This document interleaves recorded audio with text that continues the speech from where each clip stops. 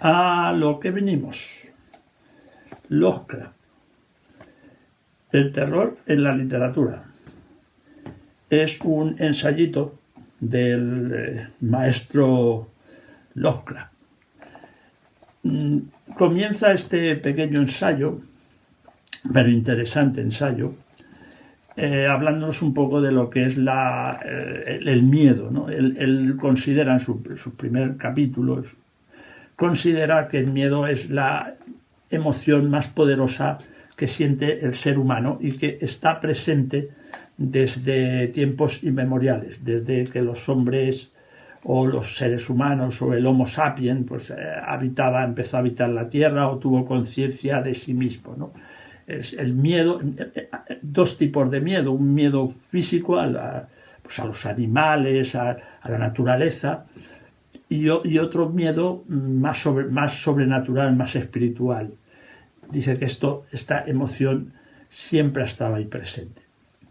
Y como tal, a lo largo de la historia y a lo largo, sobre todo de estos primeros siglos, bueno, hasta pues el 18, que es cuando nos va a hablar de la literatura de terror, pues va a ir creando pues toda una mitología en la que podemos englobar de alguna u otra manera pues las brujas, los vampiros, los demonios o los seres maléficos, y los hombres que se transforman en animales, lo que llamaríamos el hombre lobo, etc. Toda esta mitología del terror ya se va a ir creando. Pero lo que aquí importa, que es, como dice el título, es el terror en la literatura, lo que a él más le importa.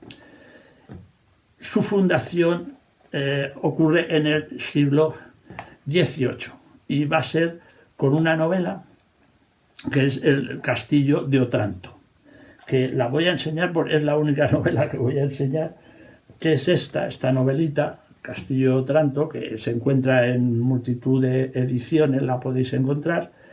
Yo la tengo en esta edición, bueno, creo que tengo otra más de bolsillo, pero bueno, esta es una de ellas, simplemente era mostrarle, ¿no? De Horace Walpole.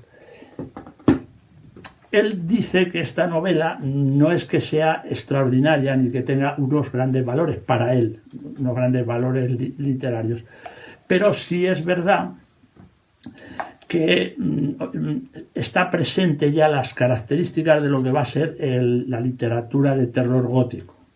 O sea, va a estar el castillo, un castillo medieval, el castillo, las ruinas, el laberinto, las catacumbas ocultas, las leyendas, un manuscrito, los fantasmas o las presencias fantasmales. Esto ya está presente en esta novelita y van a ser características principales de lo que ya decíamos, la literatura de terror. Se va a ir desarrollando, nos va a ir contando estos primeros autores a partir de aquí, de las que tenemos a Anne Radcliffe con Los misterios de Udolfo, El monje de Lewis, obra y autor, Melmoth el Errabundo de Maturin, etc. Nos va a hablar de todos estos autores y el desarrollo que va teniendo esta literatura. Nos habla del autor y nos hace una reseña de la obra. Eso lo vamos a encontrar a lo largo de todo el libro. Más adelante, en este siglo XVIII, pero ya avanzando, nos dice que la traducción de Las mil y unas noches, de esta literatura oriental, pues va a tener también una influencia, ese mundo fantástico del oriental, que aparece también incluso de monstruos y tal, que aparece en algunos de estos relatos de Las mil y una noches, también va a ir influyendo en esta literatura.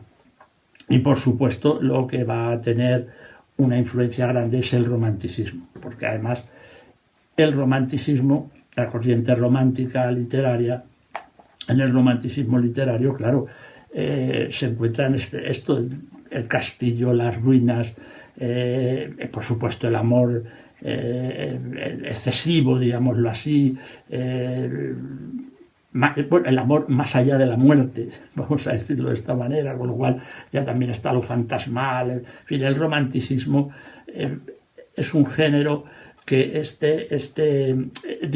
en el romanticismo este género va a tener un gran desarrollo, sobre todo en el siglo XIX.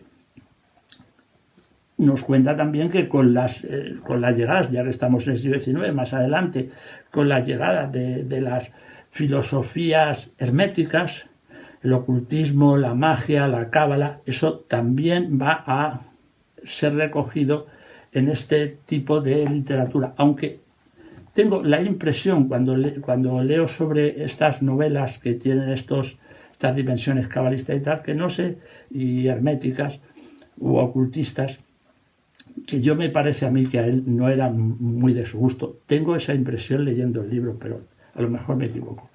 Curiosamente, antes, cuando hablábamos del romanticismo, ha habido una novela que me ha resultado curiosa que la recogiera como novela de terror, aunque yo cuando la leí sí tuve también esa sensación de que podía englobarse, que es Cumbres borrascosas de Emily Bronte.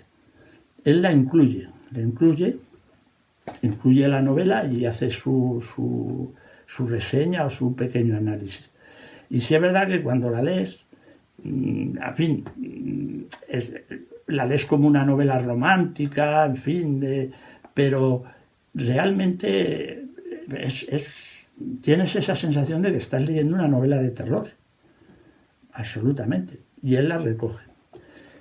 Hablando de maestros del terror, claro, el maestro por antonomasia en esa época y al que le va a dedicar un capítulo entero, a ninguno de estos autores los dedica un capítulo entero, pero a este sí, que es a Edgar Allan Poe, que dice que su obra pues, ha tenido una gran influencia, tiene un gran valor, es muy seductora y él le considera el inventor del relato corto moderno a Poe.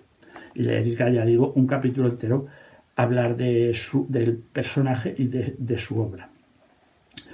Como este hombre, pues evidentemente era un escritor anglosajón, a la literatura anglosajona es a la que más le va a dedicar capítulos. De hecho, dedica un capítulo, bueno, y los que más presentes van a estar, claro, autores de la literatura anglosajona. De hecho, dedica un capítulo entero a la literatura en los Estados Unidos y dedica otro capítulo entero a la literatura, bueno, a la literatura me refiero sobrenatural, claro, como la llama él, la literatura sobrenatural. No dice terror, bueno, sí, a veces emplea la palabra miedo, terror, pero lo define como literatura sobrenatural. Y decíamos, y otro capítulo a Gran Bretaña.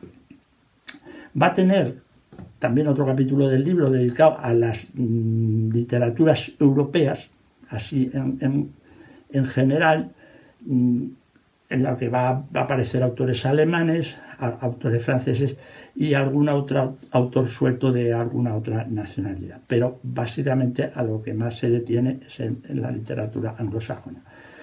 Y el último capítulo del libro lo dedica a autores contemporáneos. Sobre todo a 4, los voy a leer porque para no citarlos de memoria, porque además como vienen aquí en la contraportada, a estos 4 es el que dedica el último capítulo, que son autores contemporáneos de él, que son Arthur Machen, Dordogne Sanin, Algernon Blackwood y M.R. James, que los 4 son muy conocidos.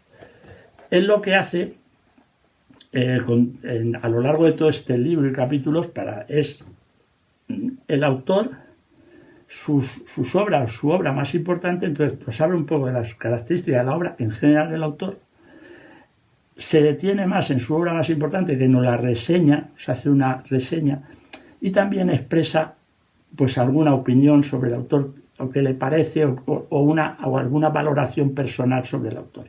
Esto es básicamente el libro. El libro es un libro de divulgación de esta literatura, es muy divulgativo, es interesante a cualquiera que le guste la literatura de terror clásica, vamos a decirlo así, pues yo se lo recomiendo que lo lea porque además se lee muy bien, es entretenido, es divulgativo y va a encontrar pues una gran lista de autores, obras, y con su reseña, en unas se tiene más, otras menos, con lo cual si no los conoce, pues los va a conocer, si los conoce, pues va a saber qué opinión le merecían al Oscar. Y bueno, pues es la recomendación que hago. Un librito que está muy bien, además es cortito, se lee bien y es ameno de leer. El terror en la literatura. Hasta otra, amigos.